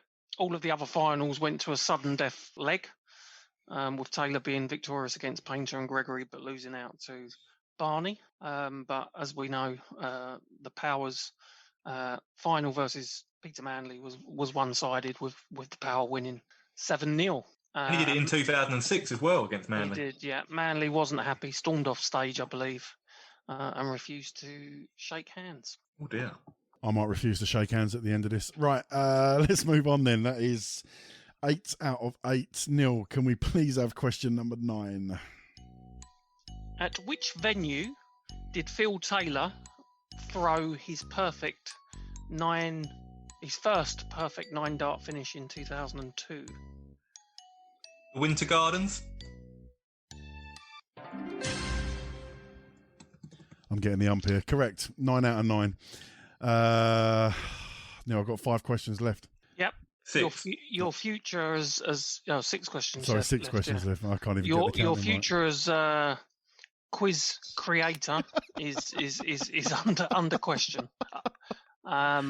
Especially as I know the answer to the next one, and you'll get this immediately, I think. Question 10. Here we go.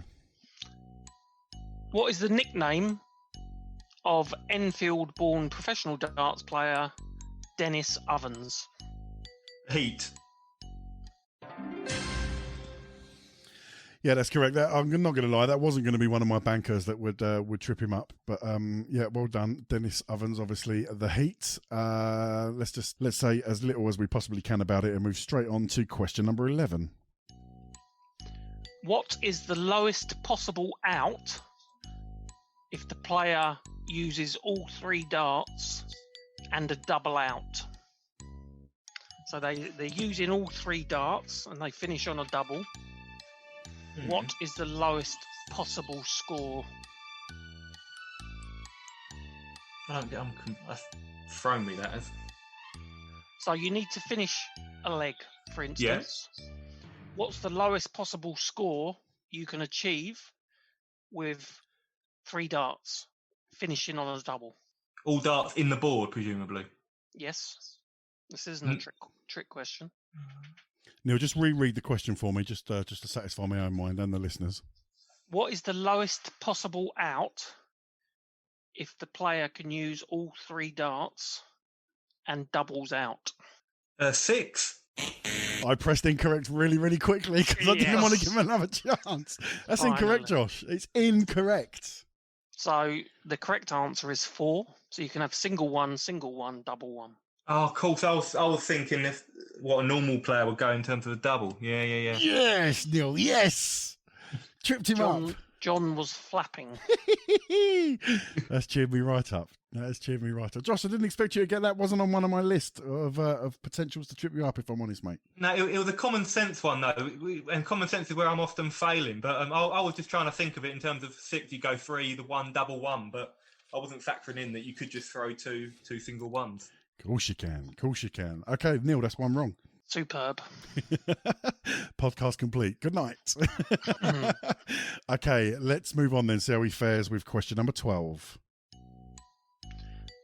Brave Dart, not Brave Heart, is the nickname of which Glaswegian-born arrow thrower? Jamie Harvey. Nonchalant. Yeah, Jamie Harvey straight in. No delay on that one whatsoever. Well done. Jamie Harvey is correct. Neil, let's move on. Unlucky for some. Question number 13. A leading player in the women's game, France's Hunsella, was the 2009 British Darts Organisation Women's World Darts Champion. Yeah. She defeated Trina Gullerer in the final. What is her nationality? Oh, Dutch. Yeah, I'm not sure why I put a Dutch darts question in there, because Dutch darts is obviously one of Josh's specialities, especially with his love for Raymond van Barneveld. So maybe Dutch darts I should have steered away from, Neil. Yeah, although I wouldn't have had a clue on that one, so it would have been difficult if it was me answering it. So I thought that was one of the more tricky ones, but maybe not. Okay, 2 to go. Let's have question number 14. On what day of the week did the legendary British TV quiz show Bullseye broadcast?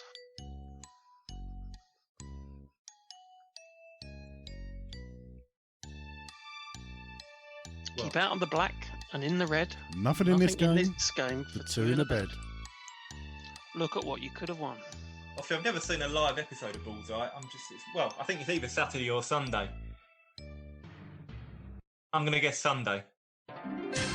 Disappointingly correct. However, famously, Sunday evenings, Neil, wasn't it, when a lot of people used to have their Sunday dinner and then tune in for Bullseye? It was, but now I think you can catch it on Dave on many different days. So sometimes every hour of the day, 7 days a week. had he still been 100%, then I think I would have thrown a steward's inquiry in on that one. But no, it was Sunday.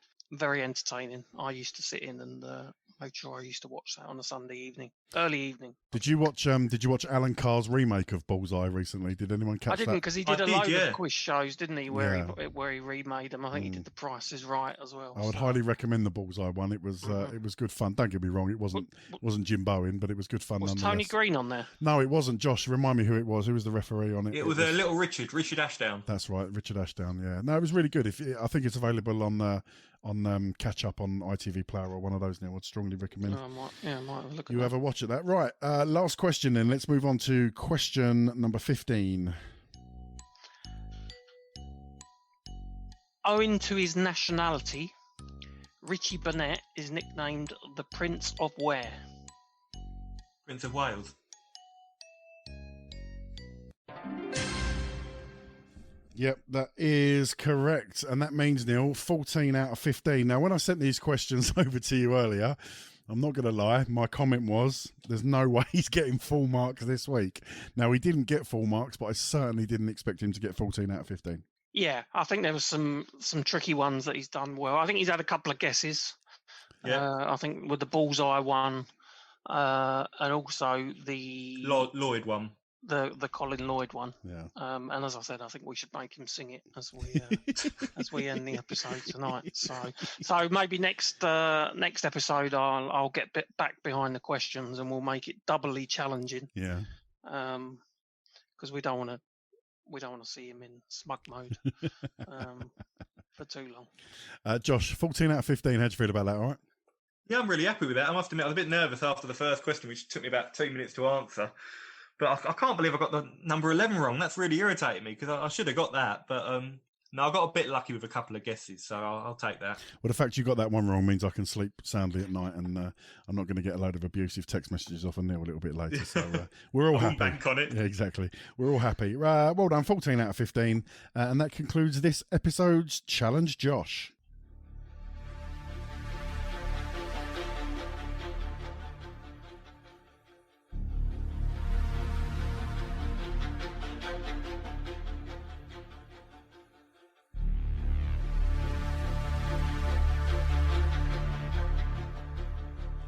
Challenge Josh.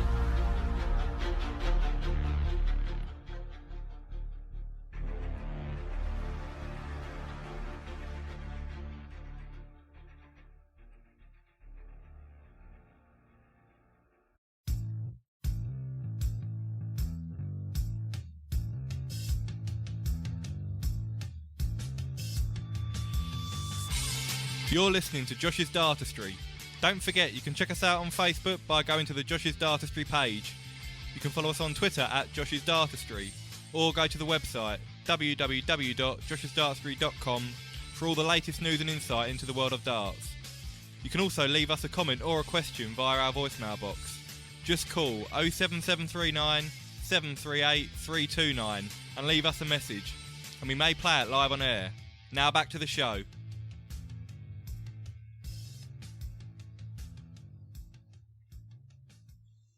This is Martin Adams, and you're listening to Josh's Dartistry. Okay, welcome back to the show. Let's get some news.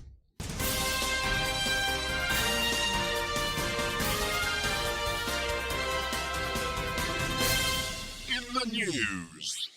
Okay, Josh, I know the first point on our agenda this evening, less of a news item really, more of a talking point and a discussion. You've said the race for the world #1 is MVG's position under threat. Discuss.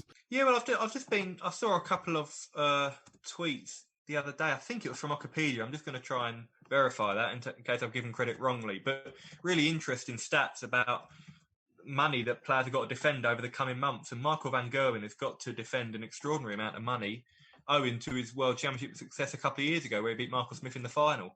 I think he's defending £568,000 over the next couple of months, whereas Peter Wright, for example, is defending just £35,000, having suffered an early exit a couple of years ago. And Michael is about Peter's about 50,000 behind Michael. So if Michael doesn't retain his World Championship title and Peter Wright has a decent run, there's a very real possibility that Peter Wright could overtake Michael van Gerwen for the world number 1 spot. Gerwyn Price is also in contention, by the way, but he has to defend his Grand Slam title over the coming weeks, so he could lose a little bit of money from there. But Michael's been so far ahead, head and shoulders above the rest, really, over the last 5 years. And it could be the first time since, 2013 that Michael van Gerwen has not been the world number 1. So very interesting developments there. Neil, on that, I'm going to ask you the question, how important is the label world number 1? Is it something that bears significance in this day and age, or do you think it's something that, you know, with the quality of players we have in the top 10, top 20, it's less of a moniker these days, or do you think it's something that, you know, MVG really values? I think he does value it. I think he wants to be known as the best, and he wants to be known as number 1. And I think, how long's he been at number 1, Josh? I think it's since 2013. Yeah, so wow. If exactly. So if you imagine that you've been ranked the best player in the world, the number 1 player in the world for the best part of 7 years, you're not going to want to give that up too easily. And you never know what kind of impact that can have. It was the same with Tiger Woods in golf. It's, you know, you're there for so long. What does that do to you mentally if you suddenly lose that? It may have an impact. It may, you know, have further negative impact on him. He may come in, win the next few tournaments and motor off into the distance again. But I think it would have a big impact on him personally. There's also an argument, Neil. You know, you say it could affect him negatively. It could also affect him positively. You know, it could be a little kick up, gentle kick up the backside that he may need to kick on and start reclaiming some of these trophies that he's famously won over the years. Yeah, maybe if he sees himself not known as the number 1 player in the world, maybe it would give him the kick up the backside to sort of get some consistency back in his game. I think he's been fairly erratic and not the consistent Michael van Gerwen that we've been used to seeing. So difficult to say, but I just, you know, if you think about it, having been there for 7 years, be really, really difficult to lose that tag. Josh, let's fast forward 12 months. In your opinion, is MVG world number 1?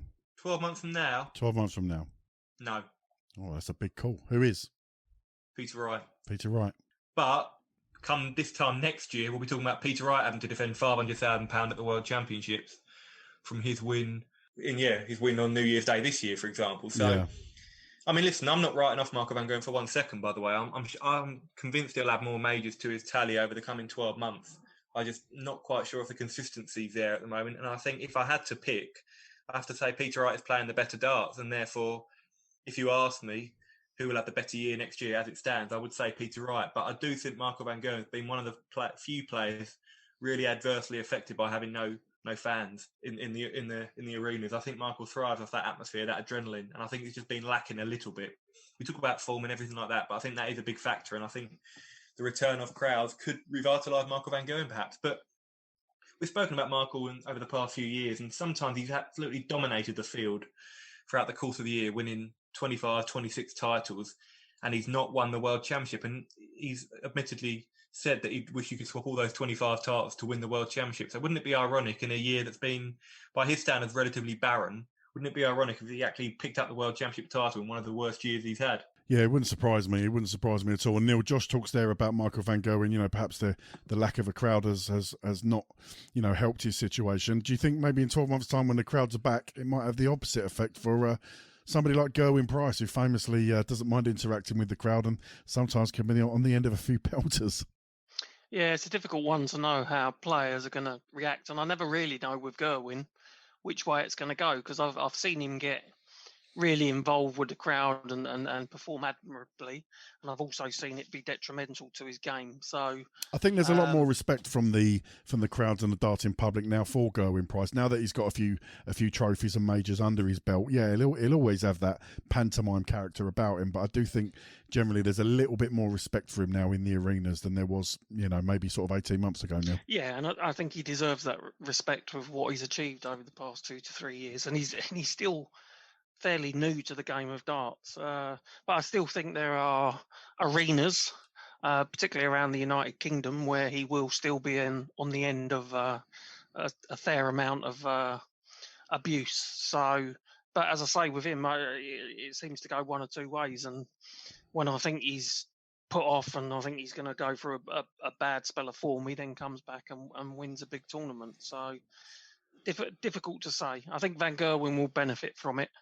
For Price, I don't know, Josh. What do you think? I think it's difficult. I think, again, Price is someone that thrives on that adrenaline. So I don't think he'll be adversely affected by the crowds coming back, but it depends very much on the venue. I think in Scotland, he just regularly gets altered because of the incident with Gary Anderson a few years ago. But in the main, I don't think it'll affect him badly.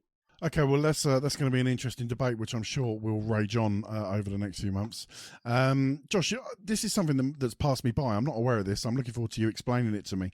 You've put on our agenda about Wade's commentary standards not being as strong as 5 years ago. What's going on there, buddy? Because I'm not going to lie, I've missed that. It was at the European Championship, and I think it was an interview. He did various interviews with the broadcast media after his win in the second round, and I think he just said he wasn't saying the game's easy as such, but he said he thinks it's easier to compete at the top level than it was 5 years ago, and he thinks the standards in the game have dropped. And I think there was a few people who backed his argument up. I think Wayne Mardle was one on Twitter who said he agreed. I think he pointed towards the fact that 5 years ago, Michael Van Gerwen was maybe playing better than he is currently. You had Phil Taylor still playing at the peak, well, not maybe at the peak, but very close to the top of his game. You had a better Adrian Lewis, perhaps. You had Raymond van Barneveld, who was still at the top echelon of the game. So it's an interesting argument, but my argument would be that maybe there's been a bit of a levelling out. There's not as much to separate some of the top guys now, but the strength in depth is evident. Just seen on the Euro Tour the last few weeks, that Jose de Souza, Devon Peterson, Joe Cullen, all players ranked outside the top 16 have won big stage titles. So I don't think the standards drop, but maybe the top players are not quite at the peak of their powers. I don't know, but it's an interesting comment anyway. Neil, thoughts on that? We do see it in other sports, don't we? I think up in Scotland when Rangers and Celtic have dominated the football. You could say the same, the south of the border as well over the last couple of years with Liverpool and Man City. Is it that, standards of the top teams has dropped, or the top players has dropped, or is it that the standard of the six underneath them have improved? Where do you see it lying? I think with darts, it's we're still seeing huge averages posted by players, and we're still seeing record numbers of 9 dart finishes from lots and lots of different players. So I don't get it. I don't understand why he thinks the standards have dropped. I still think we've got maybe not the depth of the top 4 or 5 players, but overall far more depth and more winners of the tournaments on the tour. So if standards had dropped, then why hasn't he been playing better? Because I don't think he's had his greatest year, has he, Josh? From what I can recall. Last year was better, I think. He's not. No, I mean, obviously, we mentioned he got to the European Championship final just a couple of weeks ago, and he's been playing okay. But I think his comments were actually, I've got a quote here. It says, "Darts is very easy to win at the moment. It's not as close-knit and it's not as hard as it used to be." And I think Devon Peterson was asked about it, and his response was, "If it's so easy, why have you not won a title?" Or a major title, which is exactly a fair point. Which is the point I was making. So maybe there was people that used to dominate more 5-6 years ago. But now, as I say, the depth is there that so many people can have a shot at winning it. Whereas if we compare it to the Scottish Premier League, there's only 2 teams that can possibly win that. So that's difficult because of the dominance of those 2 teams. So his comment can only be in terms of the dominance of the big players 5 years ago compared to now, because I don't get it. Okay, well there's the panel's comments. Let us know what you think, if you think the standard isn't as strong as it was 5 years ago, as James is perhaps suggesting, or if you disagree. You can contact us on Twitter at Josh's Dartistry. Check out Josh's Facebook page, or log on to his website www.joshisdartistry.com. Okay, good stuff. That was in the news.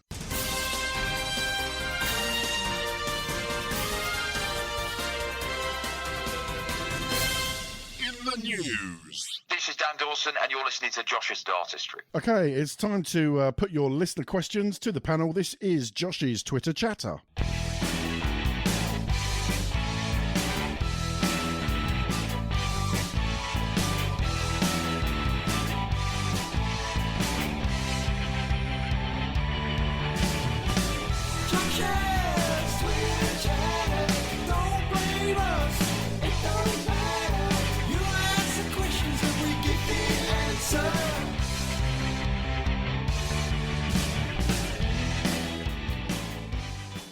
That's right. It's Josh's Twitter chatter. Now then, we've had some questions come in via social media. Josh, I'm just looking at the Twitter ones to begin with. Friend of the show, Juanita McDade, she's been in contact with 2 questions for us. First question, who do you see moving into the top 64 over the next few tournaments? Josh, any thoughts on that? Oh, that's a tough one. Well, over the next few tournaments could be difficult because they're going to have to do, if they're outside the top 64, they might not be qualified for something. Yeah. The obvious one that springs to mind is Damon Hess. We've mentioned him already. Damon's, I think, just outside the top 80 at the moment, but on form would certainly be top 32 the way he's playing. So I think he's an obvious one. Maybe Martijn Kleermaker, another player who got his tour card this year, joining from the BDO. He's, I think, 73rd at the moment, so he's another one. I think besides them, I can't see too many immediate players emerging. Jeff Smith is another one. Jeff Smith obviously got to a Pro Tour final very early on at the start of the year. They're the 3 that spring to mind. Okie dokes, that's great. Neil, any other names there for you that you could see maybe progressing and breaking that glass ceiling? Yeah, interesting. Just looking down at the rankings, Josh has mentioned a couple, but looking down in 99th, we've got Kei Fan Lung at the moment, who I think beat Peter Wright today with an average of over 106. So potential name to look out for. Excellent. Juanita's second question, Josh, for the World Cup of Darts, who were the standout players? Now, obviously, we know that Wales lifted the trophy with Gerwyn Price and Jonny Clayton doing an absolutely fantastic job. But who else stood out for you in the World Cup of Darts? Well, out of the more unheralded stars, I'd say Canada really impressed me. They got to the quarterfinals. Were quite unfortunate, I think, not to progress further. Jeff Smith, we've just mentioned him, but also Matt Campbell. We saw him qualify for the World Championships last year, but he played really, really well. And I think if he can maintain that sort of form he showed, there's no reason why he can't get a tour card at Q School if it goes ahead next year. So he was really impressive. And Simon Whitlock, I thought, was really, really good. We saw Simon get to the World Grand Prix semis a couple of months ago now, and he wasn't even meant to be in the tournament. He only got in because Adrian Lewis and Stephen Bunting had to pull out due to positive COVID test. But Whitlock seems to be having a bit of a revival at the moment. So watch out for Whitlock for the rest of the year, I'd say. Okay, moving on. The Buster at DartsMaster501 has been in touch. They say, never mind darts at the Olympics. What about at the Commonwealth Games? If they can have lawn bowls, why not darts? Darts at the Commonwealth Games, Josh. Do you fancy that? Well, I suppose I've never really thought about it, to be honest. I think the Olympics has been touted a few times. Whether it'll happen in the immediate future, I'm not too sure. But if they have lawn bowls, why not darts, I suppose? It's a sport built upon skill and accuracy, so why not? Who knows? We could be seeing darts in the Commonwealth Games, you never know. Neil, I suppose a lot of it would depend on the calendar, wouldn't it? Depending on when the Commonwealth Games was on and whether the players would be available to take part. Although, is it a bit like the Olympics where you have to be an amateur to take part? I'm not too sure. I don't think the Olympics has to be amateur, does it? Well, it's supposed to be. The Olympics is supposed to. That's why there's all these contentious issues, isn't there, when we enter a football team and you can't effectively just send, your, not the England team, obviously, because it's a British team. That's a bad example. But normally it's like under 21 players and that kind of thing.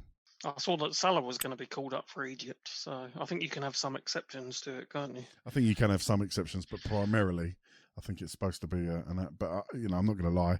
I don't know the rules between Olympic sport and the Commonwealth Games and all that kind of thing. But yeah, I suppose they'd have to find space in the calendar for it. Yeah, but I think if there was the chance of competing at a prestigious event like the Commonwealth Games, I'm sure something could be done to accommodate it. So, as you say, find the space in the calendar, and I'm sure the players would like to compete at, as I say, what is a prestigious multi-sporting event. Yeah, I'd like to see it sort of recognised on a more international level. I'd definitely be up for that.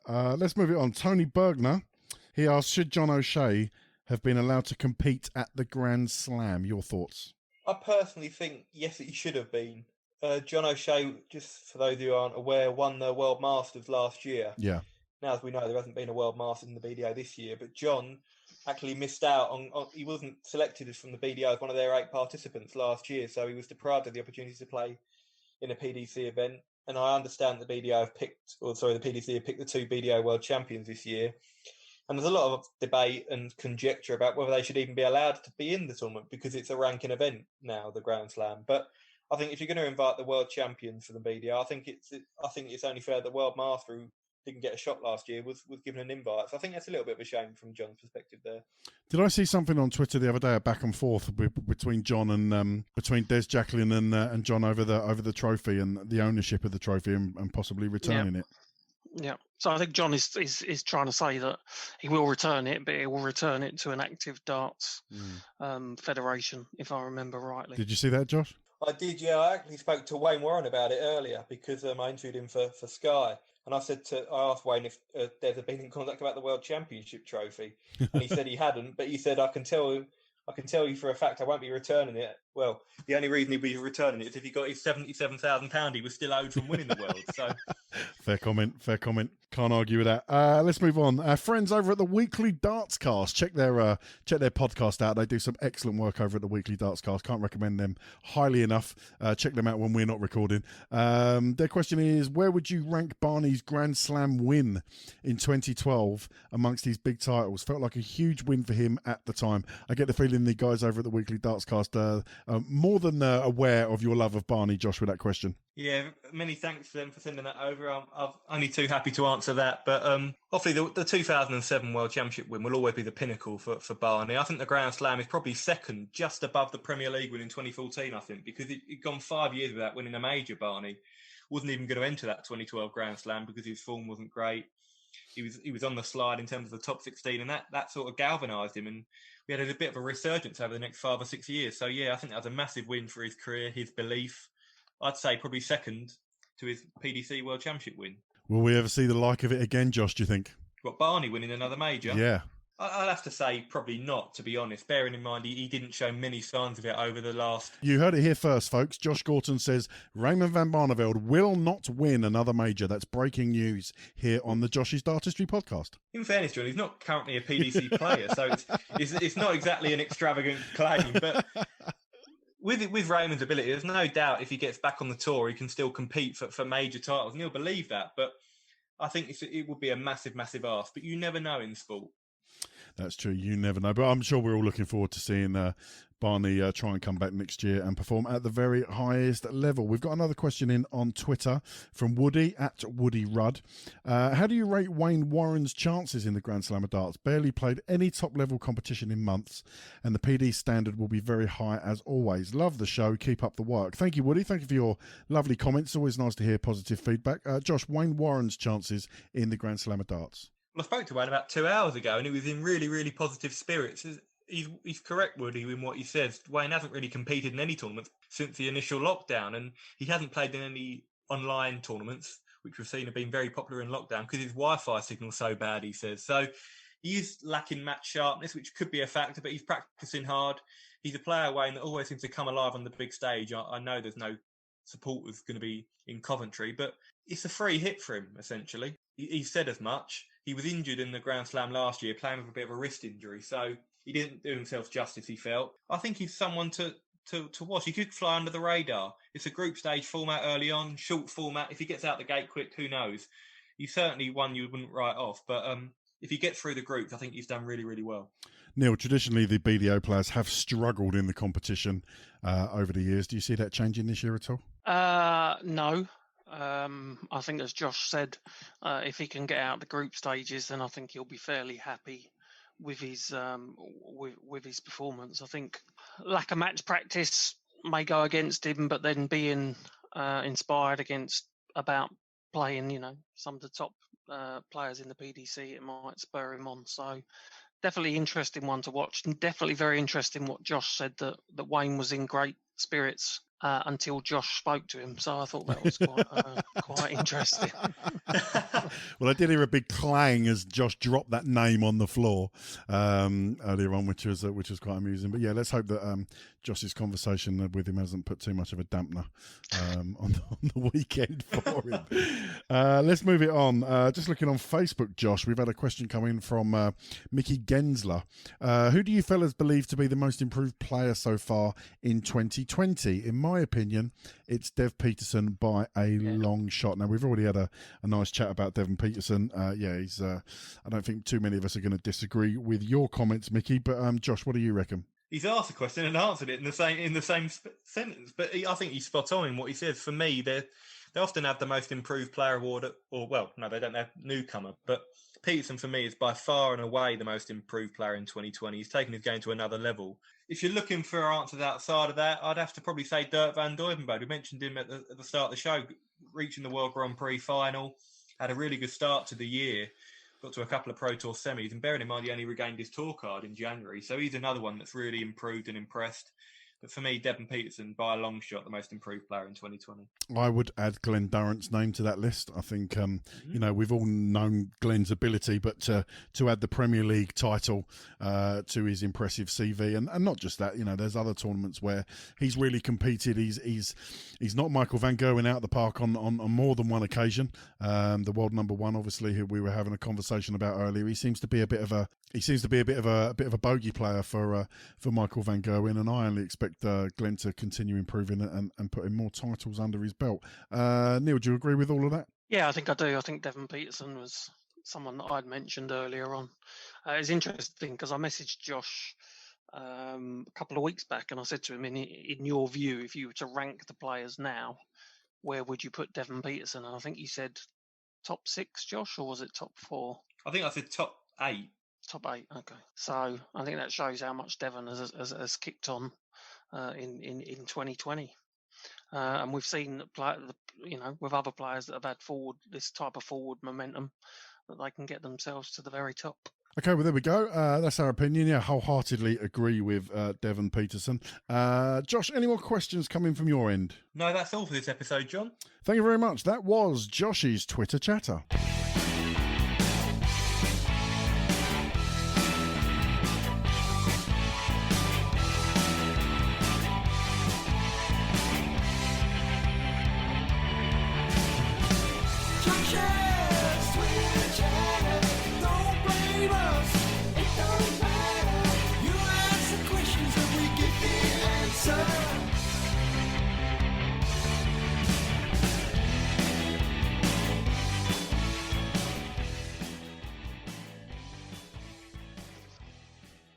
This is Nathan Aspinall, and you're listening to Josh's Dartistry. Well, there we go, gentlemen. That brings us neatly on to the end of the show. Josh, we've rattled through so much stuff there, covered a number of different tournaments and odds and challenge Joshes, and another packed show. Yeah, so much to discuss, and there's going to be no let-up. Like I say, over the next couple of weeks, we've got the Grand Slam of darts on the horizon, soon followed by the Players' Championship finals. So no rest for the wicked, but that's how we like it. Absolutely, absolutely. Neil, you're a busy man. Hence the reason I've been writing the challenge Josh questions for the last couple of shows for you. But hopefully you're going to find time to watch the Grand Slam of darts this weekend. Yeah, I shall certainly try. I won't be going out. That's for certain. So I don't think any of us will. No, it's also the US Masters golf. Oh yes, conveniently in the middle of the football international break. So. Along with the darts, there'll be some golf as well. Give us a quick outside tip, a bit of value for the Masters, Neil. What you got? I would go for Webb Simpson, who I think you can get at 33 to 1. Webb Simpson at 33 to 1. Josh, what you like with your golf? Give us a name. No, I said to Neil, I'm not great, but I think I backed DeChambeau. I think he was the favourite. Yeah, he's the favourite. Yeah, so Josh is back in the favourite. If you want an outside bet, I'll give you an outside bet. I'll give you Shane Lowry. Shane Lowry from Josh, and I'm going to throw John Rahm into the mix. Again, not really an outsider, but did you see his hole in one? His hole in one was spectacular across the water, wasn't Very it? good. At 16, unbelievable. I think he had one at 4 as well earlier in the week. So. 16 is the hole where Tiger made that famous putt as well, isn't it? It is, yeah. I was talking to someone about this earlier. I know they like to play these shots that skim across the water, but there has to be an amount of luck involved in then landing it on the green. Yeah. And especially such a green which is so contoured as the 16th to then pop it into the cup. But brilliant to watch. Yeah, very entertaining, very entertaining. Right, gentlemen, I won't keep you any longer. We'll get this show edited. Don't forget, we're going to insert that Deta Hedman interview in as soon as we get it tomorrow from Josh as well. Get in touch with the show. You got the Twitter handle at Josh's Dartistry. You can contact us on Facebook. Download the show from all the usual channels. Check out the YouTube page. And all that jazz. Gents, thanks for joining me. Josh, thank you very much. Thank you, John. Neil, thank you. Thank you. And we'll see you next time on the Josh's Dartistry podcast.